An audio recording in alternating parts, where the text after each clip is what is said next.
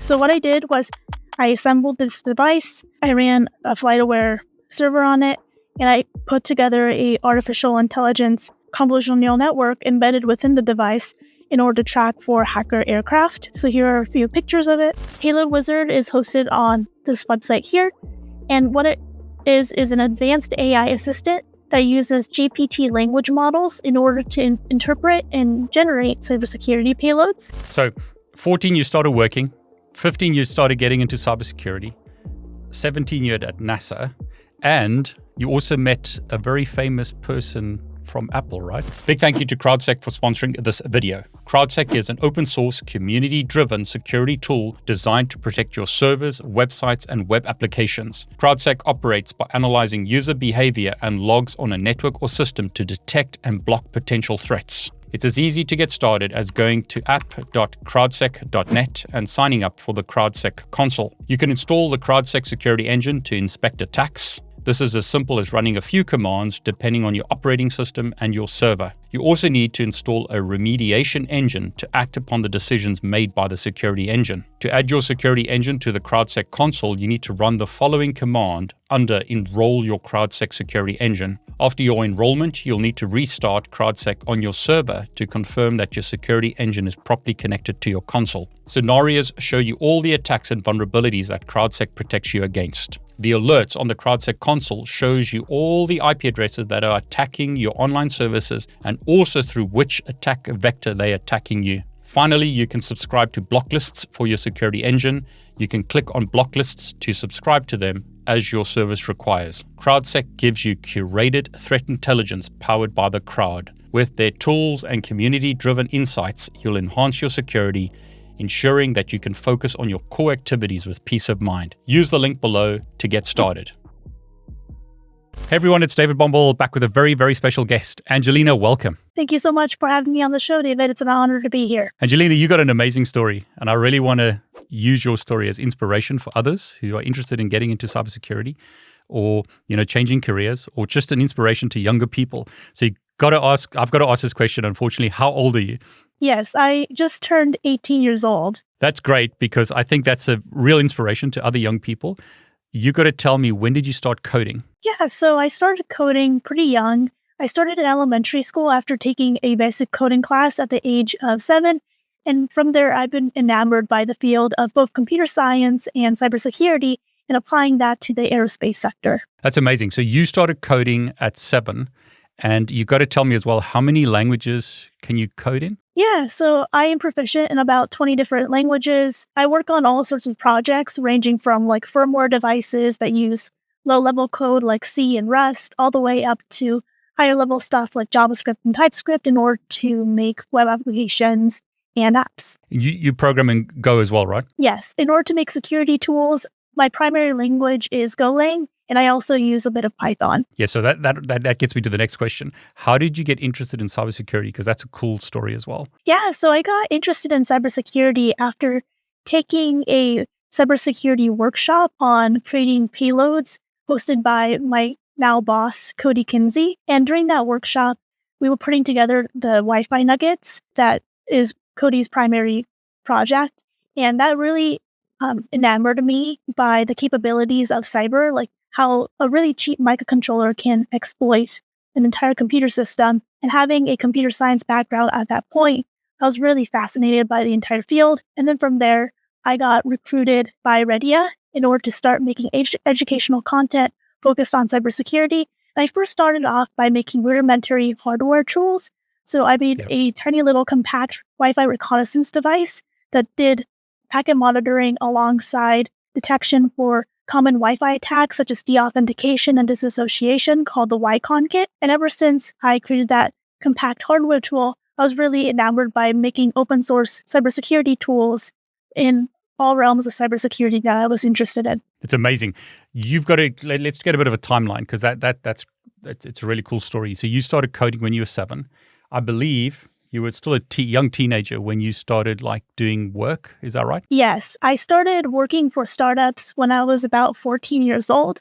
And then I got my first job position within cybersecurity at the age of 15. That's crazy. So you were 14, you were contracting, but you got your first cyber job at 15 years old. Did I hear that right? Yes, that's correct. And you also worked for a very special place called NASA, I believe. Yes, when I was 17 years old, I started conducting research for NASA.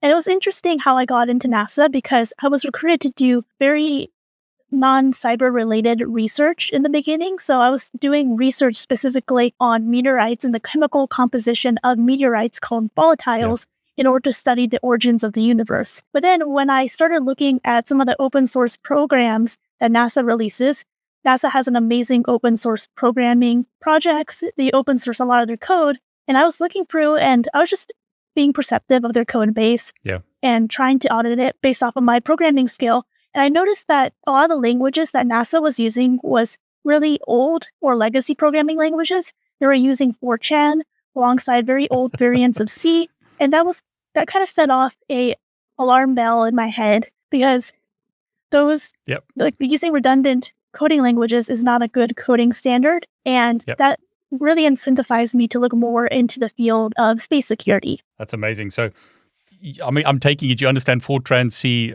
amongst those 20 languages, right? Yes, that's correct. What's your favorite languages? Because I mean, that's quite a wide range of languages. I've always been heart and soul a software developer. All the jobs I've taken throughout my career have been in software development. So I'm a little biased, but I've spent a lot of my time coding in TypeScript. And I really like it because whenever I'm coding, I really like to be super hyper organized and methodical about the code base, and TypeScript really allows me to do that. That's amazing. So 14, you started working. 15, you started getting into cybersecurity. 17, you're at NASA. And you also met a very famous person from Apple, right? Yes. So I think that was when I was about 14. That was during the stage of my life where I really got into mobile app development, especially for iOS. I've had an iPod since I was, 8 years old. My mom got it to me as a birthday gift. And ever since then, I've been really fascinated by Apple products. And Apple hosts an annual international coding challenge called the Swift Student Challenge. And I applied that year, and I was one of the 5 students that was invited to head to Apple's headquarters in Cupertino and got to meet the CEO of Apple himself, Tim Cook, and present my apps to him. Yeah, you got to tell us a story about that app, because I think some people watching will be thinking, oh, you came from a lot of money. You had a really rich background, but perhaps you can tell us a story about that app. My background is a little bit different. I was raised in an immigrant family from Japan. My mom's from Japan. And she came here by herself with her 3 kids. I was born in the U.S., but we lived in Japan for a little bit because that's my mom's hometown. And I didn't have a father growing up. He passed away very young. So Sorry about that. No worries. My mom had to move our entire family here to the U.S. in order to raise us. And I think that's what pretty incentivized me to become a programmer, because I was always taught with the values of being independent. I didn't have a lot of parental figures growing up. So I was always taught to figure things out on my own and explore projects by myself. And I think that although it was challenging during my childhood, it really fortified me into becoming a resilient individual. It made me a better programmer because it taught me to figure out problems by myself and not be completely reliant on someone else for support. So some of the applications I submitted for the Swift Student Challenge included, one was Lilac, which was to help other people in the same situation as my mother. So my mother didn't really speak a lot of English coming into this country. So I, during parent-teacher conferences, I had to translate on her behalf.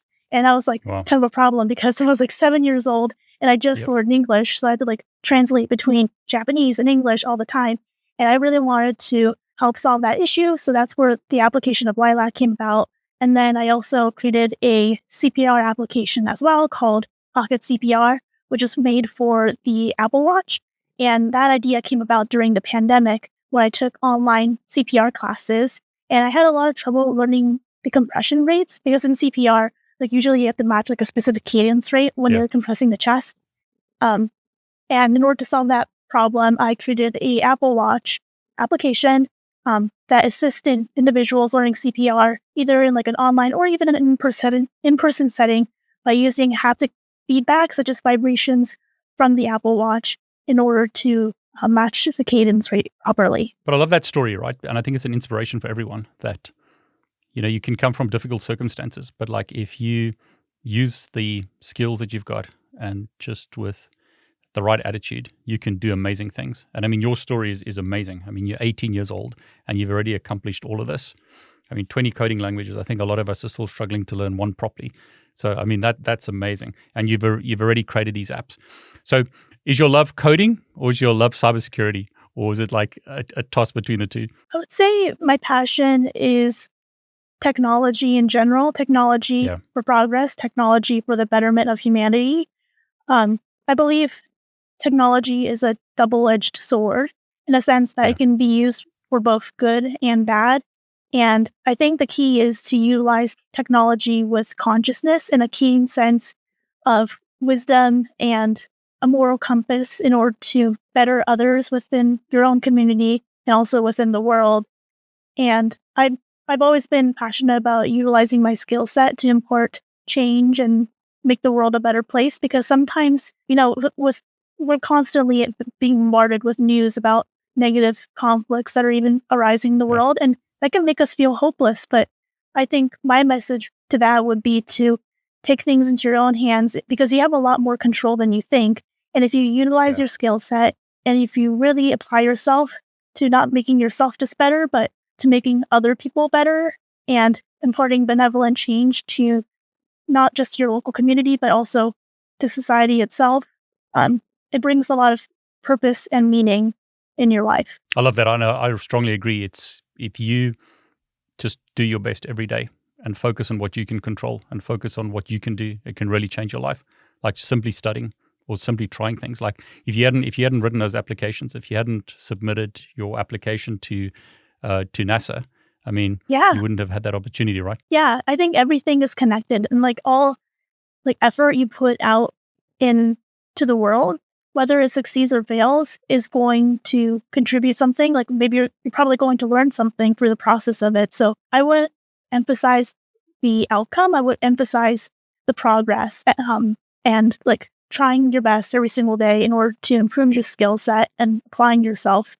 And in the end, you're probably going to get lucky at some point, because before that opportunity, where I got invited to Apple's headquarters, I'd probably written like 100 programs and I got no credit for it. Like no one saw them. A lot of people discouraged me at that point. They were like, "That's cool." I didn't really have a lot of friends at that point. I was just sit in the corner. I would code on my computer, and I was like, "Oh, when is this ever going to pay off?" But then one day I got an email from Apple's headquarters saying, "You're invited to the Worldwide Developer Conference." And I don't think that would have been possible if I hadn't accrued the skill from the 100 previous projects I worked on before that point. I mean, I think it gets lost sometimes. I mean, you're 18 years old, but you've been coding since you were 7, right? So, I mean, this is like a decade of coding that you've been doing, over a decade of coding. Yeah. And I was, I think, 14 when I got invited to Apple's headquarters. So that was 6 years of coding. And those 6 years, I didn't get any like amount of attention. It was just like grueling like work. I enjoyed programming, but I didn't really get like a lot of tangible success out of it.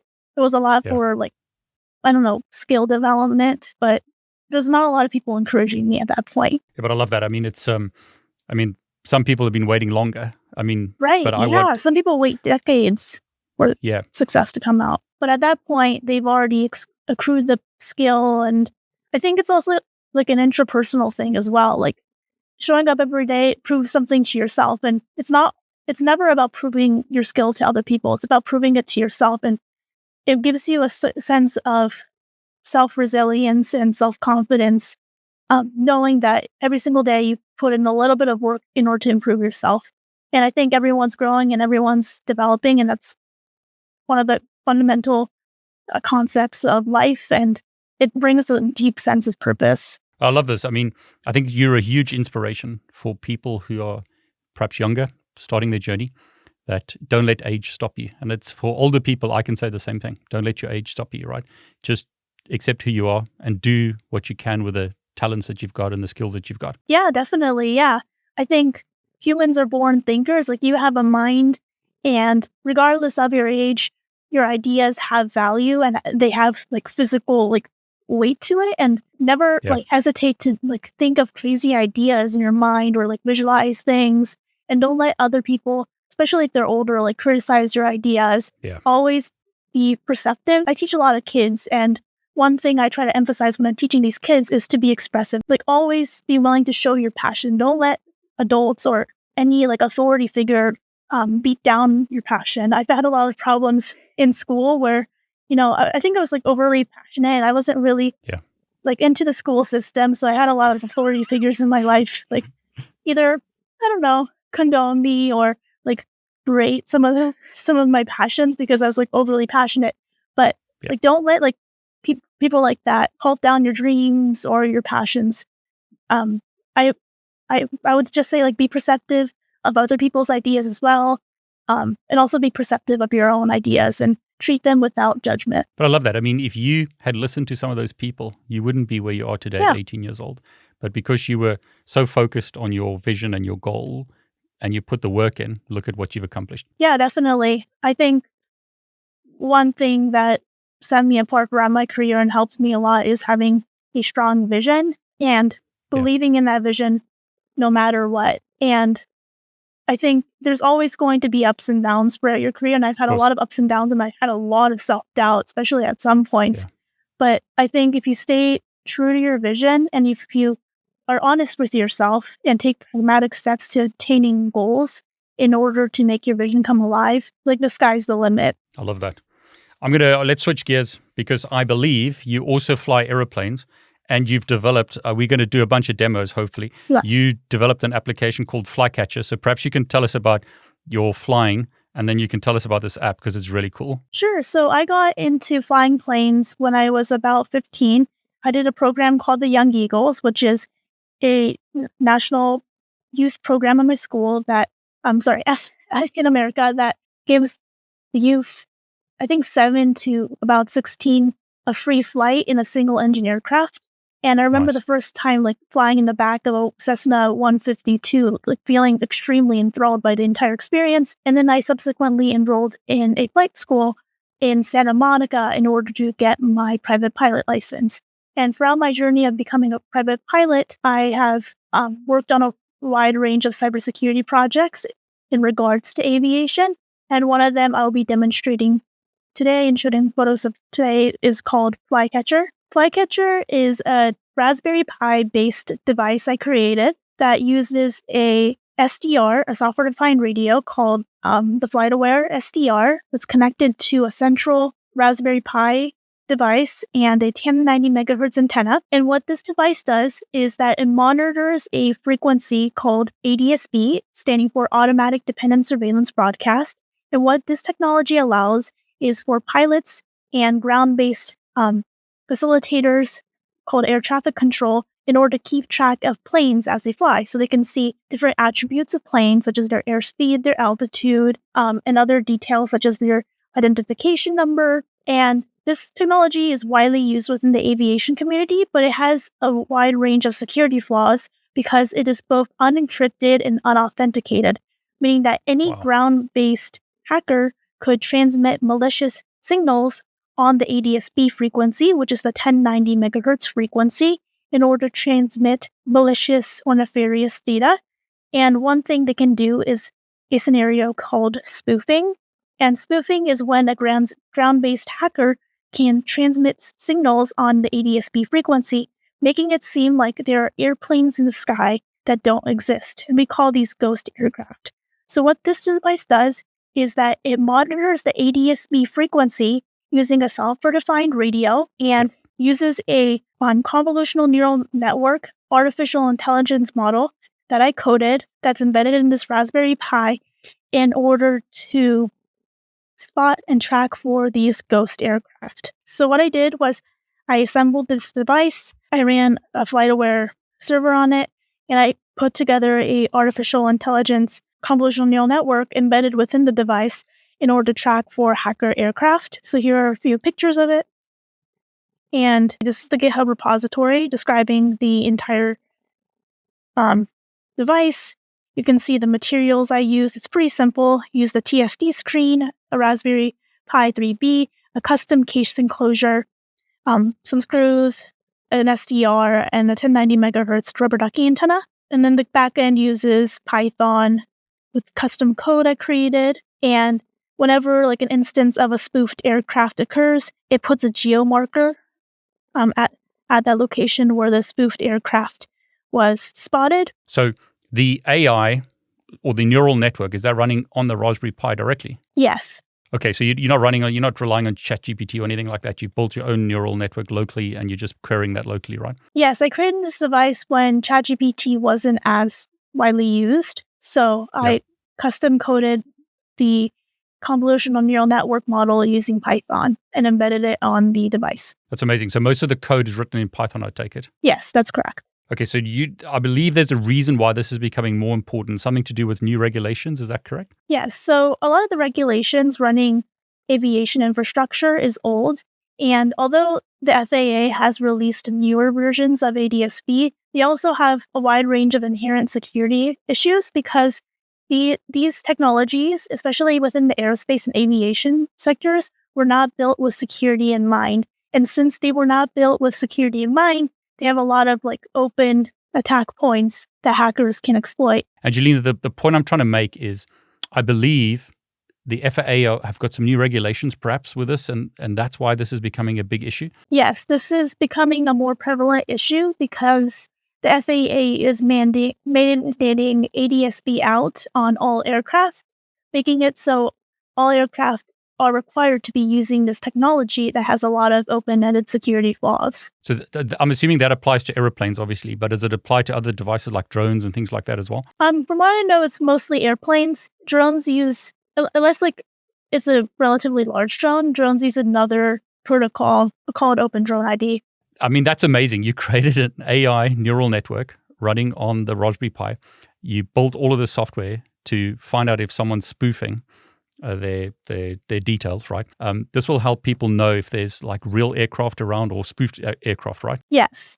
Yeah, this is a device that's for cybersecurity researchers and also general aviation professionals to monitor the ADS-B frequency in order to make sure that there are no spoofed aircraft in the near vicinity. So Angelina, I've got to ask a question, right? Is it just theoretical or has this actually been spoofed in the past? Yes, there has been instances where aircraft have been spoofed in the past. In 2007, a cybersecurity researcher has demonstrated an attack where he was able to spoof various aircraft into different airspaces within a simulated environment by exploiting this ADS-B technology. And I mean, the worry is if I spoof an aircraft or say an aircraft is somewhere else rather than where it actually is, then there's potential for collisions, right? Yes. Attacks on the ADS-B system can cause a wide range of repercussions, such as mid-air collisions, because you can change the geocoordinates of airplanes, confusing other pilots and ground-based facilitators, making it very likely to have collisions mid-air. And I mean, the scary part is you said it's unencrypted and unauthenticated. Yes, what makes ADS-B vulnerable is its unencrypted and unauthenticated nature, making it so that any ground-based transmitter can transmit malicious packets into the air that makes it seem like there's aircrafts in the sky that are actually there. Well, I'm glad you created this, and I think it highlights an issue that FAA and others need to work on, right? Because, I mean, if this protocol is unencrypted and unauthenticated and it's simple enough to spoof this, it's like a real worry. Yeah, definitely. So, Angelina, this is only the first of many tools that you've written. I believe you've done one with satellites, right? Yes, that is correct. I have created a wide range of open source tools within the aerospace community. And one of these tools is SatIntel. SatIntel is an open source command line interface tool that allows you to perform OSINT, open source intelligence, on satellite systems. And what this tool allows you to do is it allows you to input any satellite you want to monitor and extract information in order to track down where that satellite is within orbit. And this is important specifically for satellite cybersecurity researchers because in any phase of a satellite attack or satellite security research, you're going to begin with reconnaissance. And this is an all-in-one package for conducting reconnaissance on satellites. So here I have SatIntel pulled up, and it's a command line tool. So here's the banner, and it has 4 menu options. It allows you to track down where the satellite is situated in orbit. It lets you also display the telemetry. It allows you to also predict when and where the satellite is going to pass overhead of you. A lot of satellites occur during a specific time period, because since satellites are continuously orbiting, there's only a narrow time range where you can actually communicate with the satellite in order to send packets to it. And this tool allows you to coordinate all of that. So I'll demonstrate how SatIntel is able to pull orbital characteristics of a specific satellite. So here I'm going to pick menu option 1, and this gives me 2 options. I can select a satellite from a catalog, or I can input a NORAD catalog ID. So I'm going to input a NORAD catalog ID and input the ID of a satellite. Each satellite has a identification, and using a tool like N2IO, you can track satellites as they pass through orbit. And right now I have the International Space Station pulled up, and currently the information that's presented on the site is pretty limited. SatIntel provides a more robust analysis of where a satellite is situated, specifically so cybersecurity researchers can sift through that data. So we can see here that the space station has an identification code of 25544. So I'm going to input that into the tool. And we can see here, it prints out the orbital characteristic information of the International Space Station. It'll show you the epoch, the motional information, such as the first and second derivatives of mean motion, the checksum lines, alongside the Keplerian elements. Keplerian elements describe where a satellite is situated within orbit. You can also do things like predict when a satellite is going to pass overhead of you. So I'm going to select menu option 3. And there's 2 types of passes, visual passes and radio passes. Visual passes are when you can actually see a satellite passing overhead of you. So I'm going to pick that. I'm going to input the ISS, again, 25544, and then I can enter my latitude. I'll just enter arbitrary IP geocoordinates. Hopefully this should work. 0. Enter days of prediction. I'll put on 100. So this will print out like basic satellite information and when it's going to pass overhead of you. Currently, it doesn't look like it's going to pass overhead anytime soon, but you can also reference other examples where it's able to predict both like visual and radio passes. That's great. What did you write this in? I wrote this in Golang. And is it got like a local database, or is it querying something online? Yeah, so it references 2 APIs. It references N2IO, which is the site I just showed, and Skytrack, and it uses the data and streamlines the data from the 2 API sources in order to present this information. And the advantage of using this tool is obviously it's command line, but it also gives a lot more detail, right? Yes, definitely. I would say you can sift through a lot of data on both of those sites, and it takes a lot more time, in my opinion, to look through and reference information on both of those API sources alongside the custom calculations I do in this tool. While with SatIntel, you can just do it all within your command line and get all that data pulled up instantly. And again, this is on your GitHub, is that correct? Yes. If you want to check out SatIntel, you can visit the GitHub repository here. And it outlines how you can use the tool alongside the capabilities of the tool itself. And I mean, you're making a lot of this stuff open source, is that correct? A lot of the work I do is open source, mostly because I believe in education.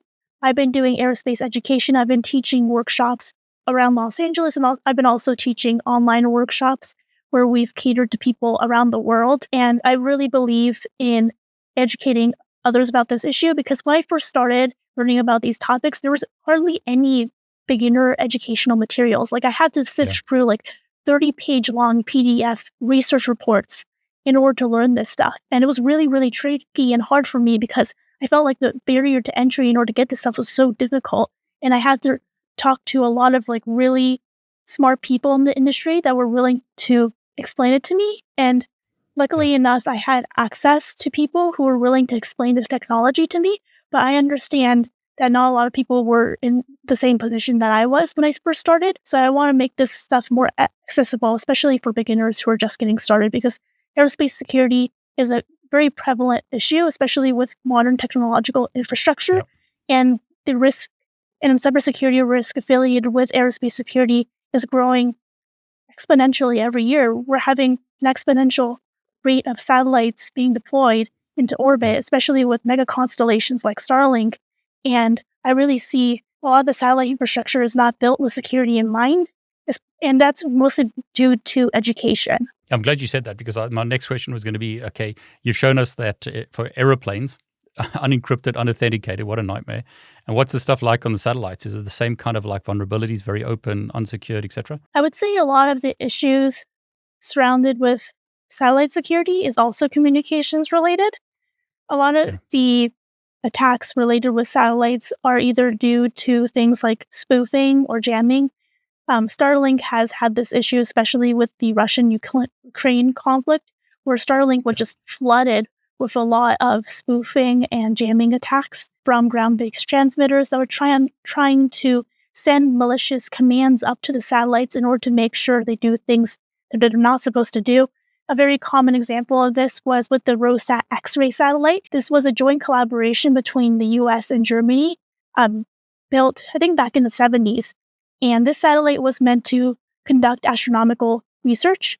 And that entire satellite was compromised when hackers were able to send malicious commands to it via its communications link. And it was able to rotate the solar panels on the satellite in order to face towards the sun. And that rendered the batteries in the power system of the satellite to fail. And it came colliding back into Earth a few years afterwards. Oh, wow. So they basically shifted the solar panel so it couldn't get charged, right? And then it fell. Yeah, so they shifted the solar panel so it faced directly to the sun. And within that space environment, things get really volatile. And like one angle of like tilting a solar panel could charge the batteries and cause like an electrical power outage to occur. And that's what happened in that scenario. Okay, so they didn't tilt it away. They tilted it towards directly the sun. to the sun. Yeah, and it was like too much power. Rather than no power. Yeah. So, I mean, is that a problem, right? Because a lot of satellites, I take it, have been around for many, many years. Yes. A lot of satellites were deployed in the 60s or the 70s. And there's two main problems with old satellites. One is the code, and the second one is the physical components themselves. So the code itself is really old, and old code is not very secure. It's written like 4chan, and it was not built with security in mind. It was built with the end intentions in mind, which is conducting like either scientific research or some kind of communications-based task. And cybersecurity wasn't really an emphasis during those days, so they weren't built with security protocols. So we see with a lot of satellites, they're mostly unencrypted, so you can most often eavesdrop into old satellites in order to get access to information that isn't publicly made accessible. And you can also send commands up to those satellites that are then processed, which you can use to manipulate the satellite itself. And also, old satellites use old communications equipment, making it even more vulnerable because that kind of equipment was not built with high-grade encryption schemes. Angelina, you mentioned drones. So I've got to ask you, have you got a project or something related to drones? I think you mentioned that you do. Yes. So a few years ago, I got my hands on a DJI Mini 2, which is a commercial drone, and I really got into drone photography. And I was trying to approach it from a cybersecurity perspective and trying to find ways I could do cybersecurity research on it. And one thing I explored was digital forensics with DJI drones. And one project I worked in regards to that was DroneXtract, which is a comprehensive drone forensics tool created in Golang in order to analyze DJI file artifacts in order to figure out whether a drone was used to commit a crime or any kind of like suspicious activity such as voyeurism. So I created a research article outlined here about some of the research I did specifically with DJI drones and digital forensics. And what I did was I flew around my mini DJI 2 and I tried to analyze as much artifacts I could extract from the SD cards from it. And I found a lot of things of data you could extract just from the SD card located on the drone. So this is like a very blue team kind of tool that allows security researchers to extract the SD card of any drone that commits a crime. So, for example, drones are frequently used to drop off contraband or drugs at prisons. They're also used for spying or for conducting reconnaissance in areas that are restricted. If these drones are compromised and researchers are able to get the SD card from it, you can dissect a lot of valuable information that can help you pinpoint where the crime was committed. So this tool is called DroneXtract, and it contains a wide range of features outlined in this GitHub repository that allows you to conduct comprehensive digital forensics on DJI drones. So I have DroneXtract pulled up here. I'm going to run it using Go. And this is what DroneXtract looks like. And what it allows you to do is conduct a wide range of forensic scenarios. So it allows you to parse for files that are specific to DJI drones themselves. It also allows you to conduct telemetry mapping, steganography, and flight and integrity analysis.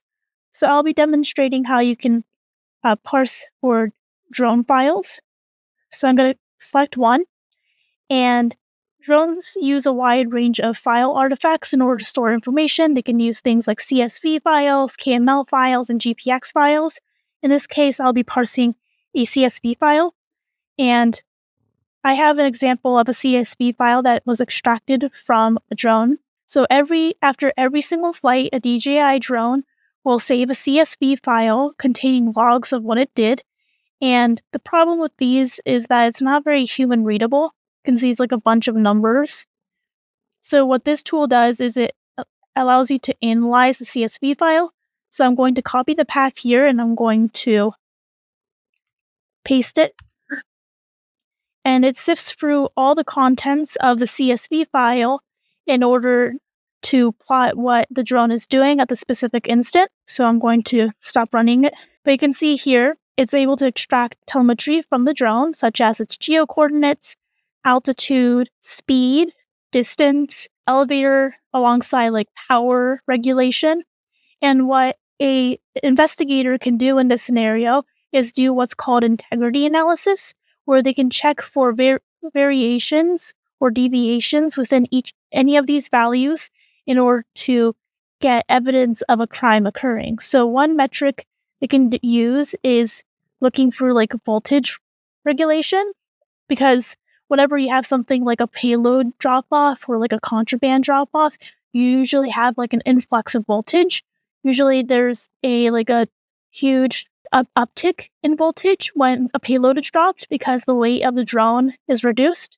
So the voltage will go up because suddenly the drone has a lot more power to operate. And this tool contains features in order to do that as well. So I can run the tool again, and I can go to the fourth option, which is flight and integrity analysis.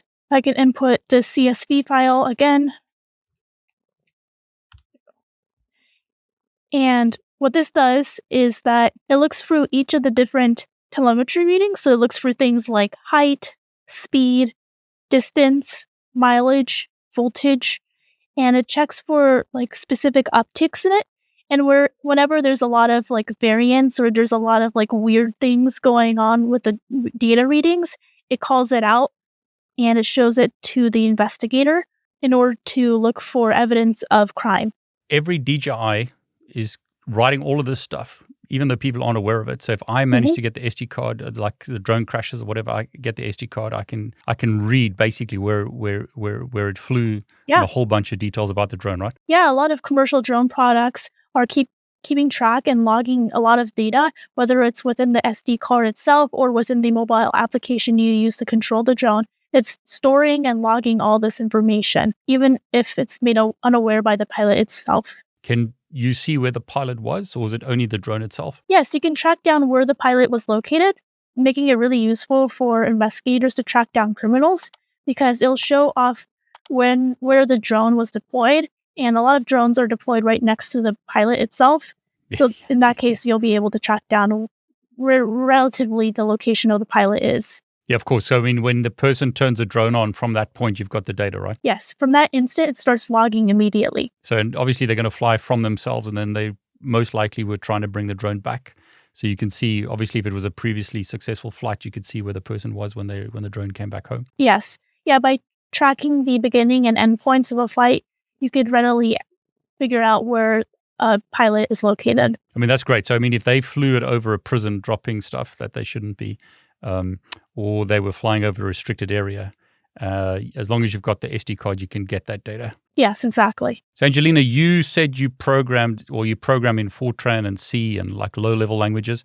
I believe you've got a program or something that you've written that does something along the lines of C.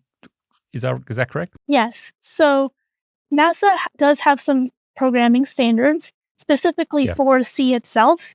And NASA's Jet Propulsion Laboratory came up with 10 rules to follow in order to write effective and safe C code to be deployed within space applications. And in order to popularize the standard and make it accessible for routine developers like myself to code in C safely, I developed a tool that audits through C code and runs it through a couple of compilation programs in order to make sure that the code that is going to be deployed onto either spacecraft or low-level mission projects is safe and ready to go. And this is called Astroguard. The code for Astroguard is made accessible on the GitHub repository. This is the GitHub repository for Astroguard. As you can see, it is a code auditing and profiling tool based on GCC, which is a compilation program for C that adheres to NASA's JPL's iconic rule of 10. And the rule of 10 is as follows. They're a little bit more complicated, but this code handles it all for you, so you don't have to really worry about the complexity, but it includes things like avoiding complex flow constructs such as goto and recursion, avoiding heap memory allocation, using the preprocessor sparingly, and limiting pointer use to single deep reference. And you can see here, it's like a generic shell script that contains code in order to audit through C code.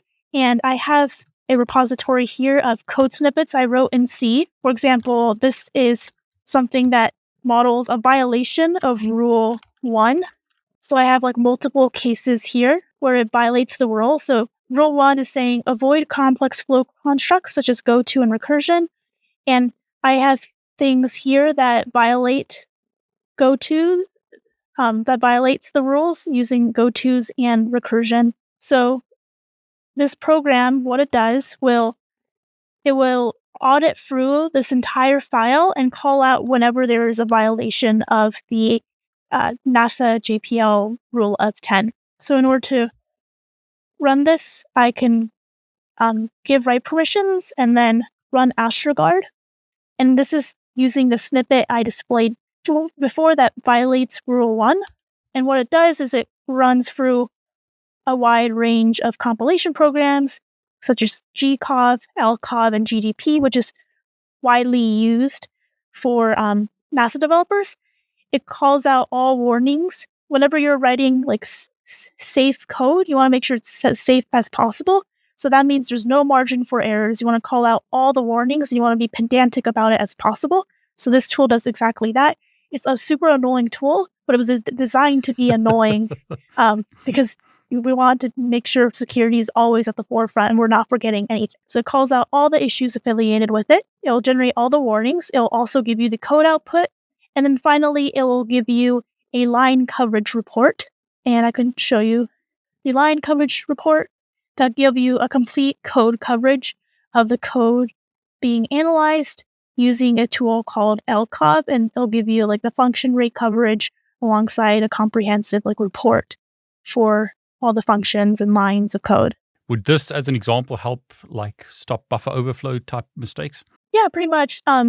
It follows the JPL standards of writing effective code, and those standards are pretty strict about like memory overflows and other nitpicky things that developers might forget about. But when deployed within like a space setting where it's like really hard to re-update code, it's really important to make sure that it's safe and secure. So this does all of that auditing beforehand before it is deployed within a space environment. But I mean, if I was in an enterprise or a business, it would be helpful if I'm writing in C to run this application to see if I've made some basic mistakes, right? Yes, yeah. If you want to do like general coverage, this tool might be a little bit too intense, but yeah, it can track for little like basic memory overflows and such. Next up is another OSINT tool I created specifically for the aviation industry called Skytrack. And this is a general aviation-based tool created for plane spotters. And growing up, I really liked spotting for airplanes. And you can use things such as like ADS-B exchange or flight radar in order to keep track of aircraft as they fly. However, you can't really get a complete like coverage report using only those tools. So I wanted to make a tool that streamlined all the data processes behind plane spotting and flight tracking into an open source tool. And this conducts a wide range of reconnaissance on aircraft specifically just by providing in one input. So this is the GitHub repository for it, and it was written in Python. And given the tail number of a airplane, so for example, I inputted like an November 1 Niner 5 Papa Sierra, I can get an entire flight report about the airplane at hand using a wide range of APIs. So I used all these data sources here in order to extract the complete flight coverage report. And here are assets of the tool. You can see it's a command line based tool, and it has 3 menu options. You can extract information about the plane. You can generate a comprehensive flight information PDF report, and also do tail number to iCal conversions. And using the tool, you can extract relevant information about the plane. So I put in an example aircraft called 911 Niner 5 Papa Sierra, and I was able to pull up its registration information, the manufacturer information, the manufacturer name, the model type, the registration, the engines it uses, alongside photos of the actual plane. And it also shows a flight history report of the plane itself. So when it took off and when it landed. So the last time it departed was on that date out of the San Gabriel Valley Airport. And then its duration of flight lasted about 4 minutes. And it also generates like an accurate PDF report of the airplane itself, containing information such as the manufacturer and the serial number for the airplane. So if I want to know where an airplane is, would this help me do that, right? Yes. This tool is specifically meant for people to find general information about a plane. So things such as where airplane is located, what airport it departed from, what airport it's heading to, alongside general characteristics of the plane itself, such as the manufacturer and the engine type. So this could be used for OSINT, I'm assuming? Yes, it's specifically catered to OSINT for airplanes. It gets a lot of data from publicly open source tools, and it streamlines that data to be used for tracking purposes.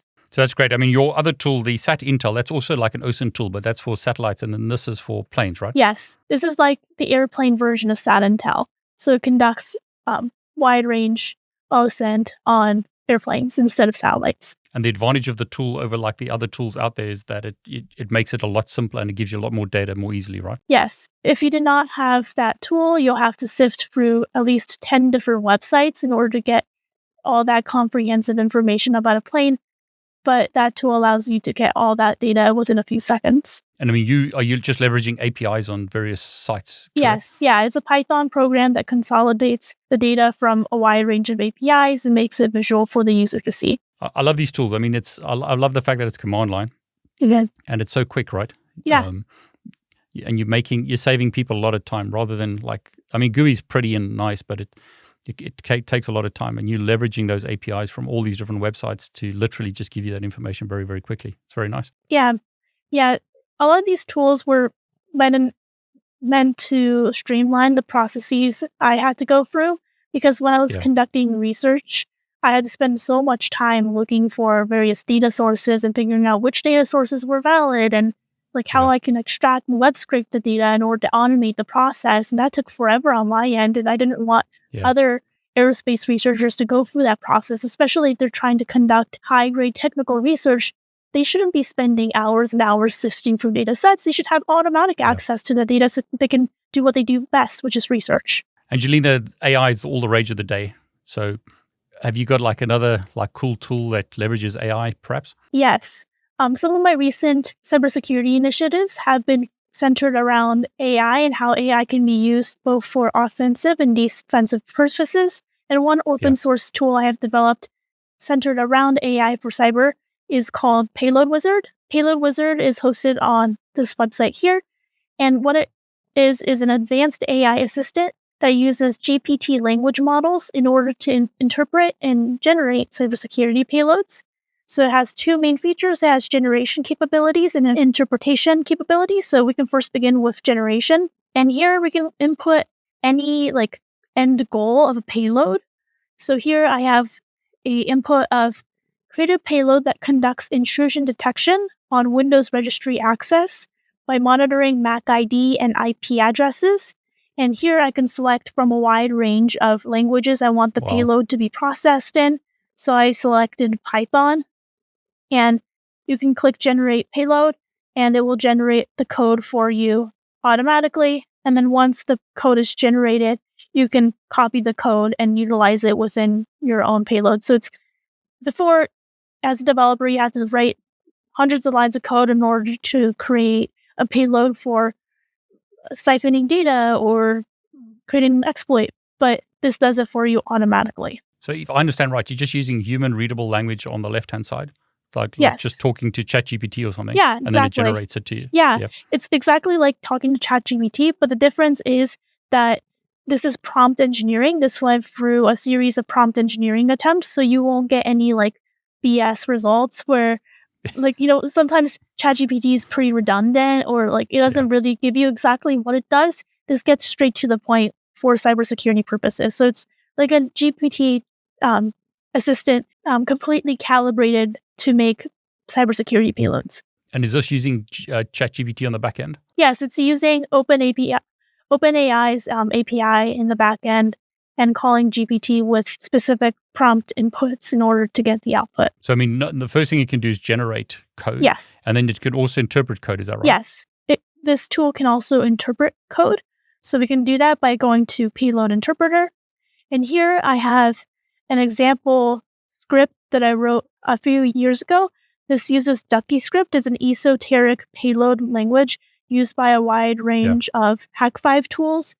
And Hack5 has a tool called the USB Rubber Ducky, which is a HID device for keystroke injection attacks. And this is a payload I wrote in order to make like a digital rain animation appear on any computer. And like a beginner getting into this who is unfamiliar with the DuckyScript language or the syntax of the language might have a hard time interpreting what exactly this payload does. So this is meant for any like beginner to a payload language or anyone who hasn't really messed around or like dissected the payload themselves in order to quickly figure out what each of the lines are doing. So here the payload interpreter interprets the payload I inputted here with the DuckyScript payload, and it explains to me step by step what exactly the payload is doing. So for example, the first line, GUI space, says it's mimicking the space key on the GUI interface. It also explains like here, delay 100 waits for 100 milliseconds, because when you're first experimenting with payloads, you might not know like slight nuances. For example, like a person might be able to figure out what delay does, but 100, what does that mean? 100 seconds, 100 minutes, 100 milliseconds. So this like clarifies all the nuances. Does it only support like DuckyScript type stuff, or is it like multiple languages? Multiple languages. So if I dropped a Python script in there, it'd be able to tell me what's going on? Yes. And C languages like that, is there any sort of like restrictions, or is it like try and see? I mean, it's pushing it to ChatGPT, so hopefully you'll be able to interpret it, right? Yeah. Especially with the prompt engineer inputs, it should be able to interpret the payload. If not, you can submit an issue on the GitHub repository and I'll get to it. Have you got any cool examples of this, of where this is being used? Yeah, I mean, I've used this for a wide range of like payload interpretation. So I usually use a lot of payloads hosted on the Hack5 like payload catalog. I don't know if you've seen it before, but usually like sometimes since they're open source and created by other developers, I have a hard time understanding what exactly it does, especially if it uses a covert mechanism in order to like siphon or do something to the file system. I don't really understand. So I just use this tool as an extra step in order to delineate what a payload is doing and get a higher level overview of what the payload is doing, so I don't spend too much time trying to figure it out. I mean, that's great. I mean, I agree. It's like there's a lot of cool payloads out there that have been written by some really clever people, but it's difficult to understand what they're actually doing half the time if you're not familiar. So this is great. Angelina, when I was doing the research for this and I looked at what you accomplished by 18, it's like, wow, unbelievable. So, I mean, huge congratulations and really appreciate, that you are sharing this and inspiring others. But I got to ask you some questions like career-wise and like languages. So let's start with what you've been coding for over a decade. What would you recommend as the first programming language? If you were getting into cybersecurity and want to learn one programming language to begin with, I would highly recommend Python, mostly because it's a high-level language, so the syntax is pretty easy to read through, especially if you're a beginner, and it goes over a lot of rudimentary programming concepts in a very simple and intuitive and readable way. And also a lot of cybersecurity tools and open source tools are written in Python, and it also has a huge developer support community. So whenever you're having an issue or want to write a tool yourself, you can get a lot of support and community backing behind it. I mean, you're 18. I'm taking it you don't have a degree yet, or you're busy with a degree. Is that right? Yeah, so I just graduated from high school. I graduated from high school a few weeks ago. That was a completely mind-blowing experience for me. And now... You mean because you didn't think you were going to graduate, or...? Yeah, it just felt like, in the beginning, it just felt like, oh, it's going to be 4 years, it's going to take forever. And, there was like a lot of bumps and hills along the way of high school. And I got into trouble a few times at my school for hacking a couple of things. Oh, you got to tell us about that, because I mean, share what you can, because that's, I think what I like to say a lot is a lot of people complain about some of the videos on YouTube that I put out, but I think a lot of hackers or a lot of cybersecurity professionals start that way. They do something at school. But I mean, the point is now that you've graduated, you are producing a lot of blue team tools and you're working in cybersecurity already. So sorry, I didn't want to interrupt, but perhaps you can tell us a bit of the stories, if you can, of what happened. Yeah, so a few of the hacks I coordinated throughout my middle school and high school years were, the first one I did was when I was in 6th grade, where we would use Kahoot in order to memorize terms for Spanish classes. And I would just create my own bot spammers in order to spam all the Kahoot games. And that was a lot of fun for me. Not only writing the code that was capable of spamming Kahoot games and making all the classmates laugh. I always loved pulling lighthearted jokes in class, even if I got in trouble for it. It was like, why not? School is pretty boring for me, so I was like, I really liked any kind of humor I could embed within the lectures, even if it was not intended by the teachers. Another hack I did was with a digital scoreboard. So every year in high school, there's this homecoming game where there's a digital scoreboard that gives each class grade. So freshmen, sophomore, junior, seniors, their own scores. And we would do activities throughout the week during homecoming in order to improve our scores. And it was using a digital infrastructure software. So one year I was a sophomore. I hacked into the scoreboard itself and made the sophomores appear on top. And I got a lot of vehement responses from the seniors because it was tradition to have the seniors win every single year. But the sophomores ended up winning because the scoreboard was hacked. So lighthearted pranks like that I would pull all the time. And it really helped me learn the infrastructure behind the technologies I would exploit. And it was a lot of fun. And I didn't really hack any serious infrastructure. It was silly stuff like homecoming game scoreboards or Kahoot games. But it was a great leeway for me to really explore the fun sides, the thrilling, adrenaline spiking sides of cybersecurity. I love that. So just coming back to my original question, you haven't got a degree yet, but you're studying. I think you've just started. Is that right? Or you're going to start soon? Yes, I'm going to be doing a degree in electrical engineering with a minor in aerospace at Caltech. I'm going to be taking a gap year this year in order to travel the world. I want to be teaching kids internationally and nationally about computer science and electronics before I really settle down and pursue my degree. I'm also going to be working on a cybersecurity startup during my gap year. But after this year, I'm going to be studying at Caltech, which is in Pasadena, specifically focusing on creating photonics systems for satellite transceivers. I love that. I think the inspiration there is that you don't need a degree to start. I mean, you started when you were 7. So anyone can start. There's nothing limiting you from starting to code and starting to get into cybersecurity. Yeah, especially with the internet now. And there's a plethora of accessible tools and guidelines on the internet for you to get involved. So I think the only 2 things you need are your mind and your passion. And those 2 things will lead you wherever you want to go. I'm not sure if you can talk about this, but I'd be really interested because I've interviewed other people who have been hacking when they were younger. What did your mom say about all these activities that you were getting up to? Frankly, like my family doesn't really have a lot of interest in what I do unless it directly affects them. They've always considered me as like this nerdy computer person, so they don't really treat me special, or they treat me like a human being, which is exactly the way I want to be treated. Although it might not seem typical behavior for a lot of, I don't know, like average households. It's the way they've always perceived me as, and they like me for who I am, and I really appreciate that. But there are some moments where they have been concerned or off-putted by some of my shenanigans.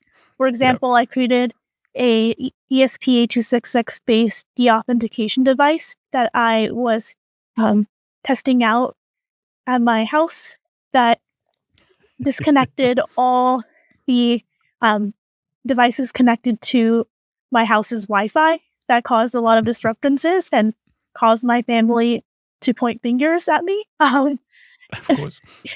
And there's been like a few like instances with like hardware hacking or like developing like electronic based tools. For example, I created a IoT based lamp device when I was, I think, 12 years old.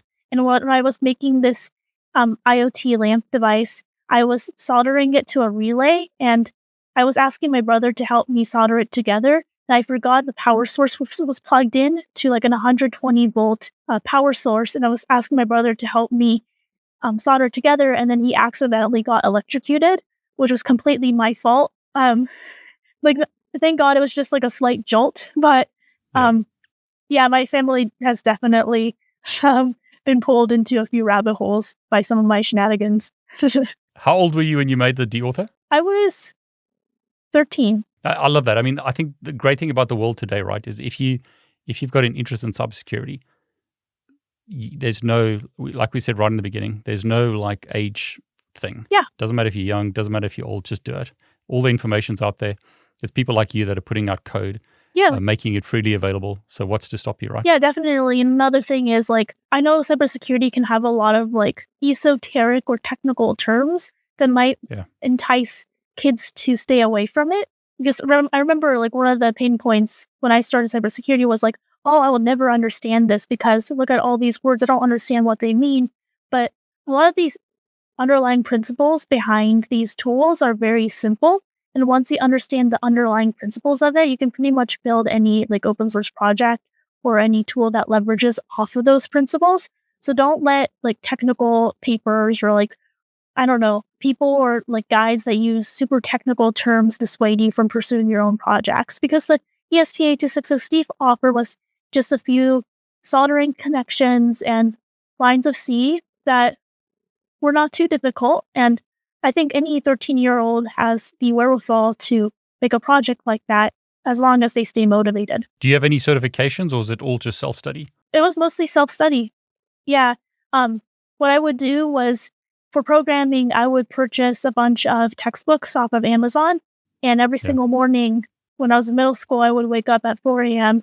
and just pound those textbooks every single day. I would have my laptop on the side and a huge like textbook. I started off with like JavaScript and then moved on to Java.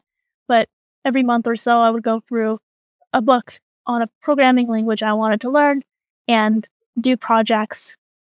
And that's what really helped consolidate my skill set. So let me see if I understood that right. You were waking up at 4 o'clock in the morning to study before school, and then you were spending as much of your free time as you could like studying the stuff. Is that right? Yes.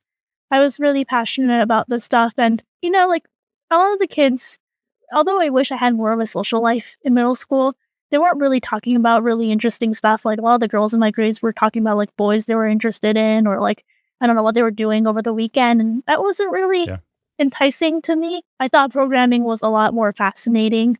And although I did miss out on a few experiences in my childhood because of that, I don't think I would have sacrificed my programming expertise for that, because I really was passionate about computers, and I'll never let any external influences dissuade me from my passion. I think it's so important. I love to hear it when young people have a drive and a passion and they follow it, and they don't let naysayers or people stop them from doing that. Don't let other people who have no idea from stopping them. It's your life. If you've got that passion, then go for it. Yeah, definitely. And especially for young people, it might be a little bit more difficult to do that because, like especially in middle school, it's all about like, what do other people in my community think of me? Because you go to school every single day with the same group of people. So it's all about like, what does that person think of me and what do those group of friends think of me? But in the wide scheme of things, and once you go into the professional world, one huge shift was like, I completely got a huge perspective on like how big the world is. Because like when you're in middle school or when you're in high school, you go to the same place every single day, and your perspective of the world is a lot more tunnel vision and narrowed. But once you enter the professional atmosphere, you actually really understand how big the world is and how many researchers are working on different stuff. And it becomes really interesting. And I was very fortunate enough to get a slight taste of that when I was in high school, where I was working and collaborating with a lot of researchers that were older than me and in the professional sectors. But it really helped expand my perspectives of the different initiatives that were being worked on and diversity of those initiatives, and how different people can leverage different skill sets and their experiences in order to build cool creative projects. So, Angelina, we've been going for a while. I love your story. I could keep you here for hours, but I suppose we have to wrap it up sometime. Do you have any last words or encouragement for people, especially younger people who want to get into cyber? One piece of advice I have for anyone entering cybersecurity or any kind of technical endeavor is to try to find your own personal flow state that allows you to intertwine discipline and creativity. I think a lot of people, especially when they enter cyber or computer science, are very limited in regards to perspective. Like, I think the world thinks of computer science and cybersecurity as very technical fields and not as a creative discipline. But I think there are ways you can intertwine your own personal creativity and your own personal ideas into your research or into programs you write. And I think programming is just as creative as it is technical. And it's about finding that discipline, but finding that nexus between technicality and creativity in order to find your flow state. And for me, whenever I'm writing a program, I'm like a child. Like, I think a lot of my programming and a lot of the work I do can be termed as childish because I'm exploring, I'm imagining, I'm literally doing what I did when I was a kid, when I was like building Lego sets. It's like the exact same kind of mindset and algorithms I'm employing, just within a different atmosphere. And that really helps me produce my best work because I'm not constantly worried about the technical output I'm producing, but I'm always focusing on the process itself and finding myself throughout the process. And I think I'm just as much of an artist as I am a programmer or a cybersecurity researcher. There is definitely an art to development and an art to cybersecurity research. And it's about a process of discovering yourself as you do your work and finding ways you can embed your own values through the work you output into the world. And by doing that, you'll produce something novel, and that contributes a lot more to society and a lot more to research communities than it does compared to like stale research.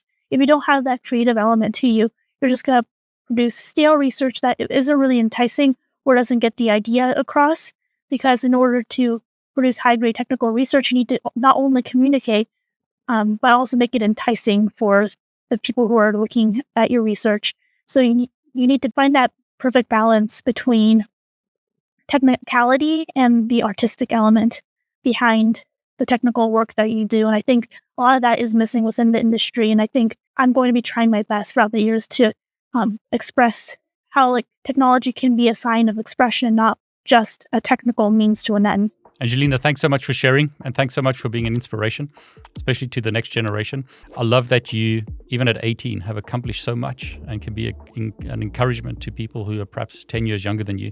Thanks so much for sharing. Appreciate it. Thank you so much for having me on the show, David. It's an honor to be here. Thank you so much.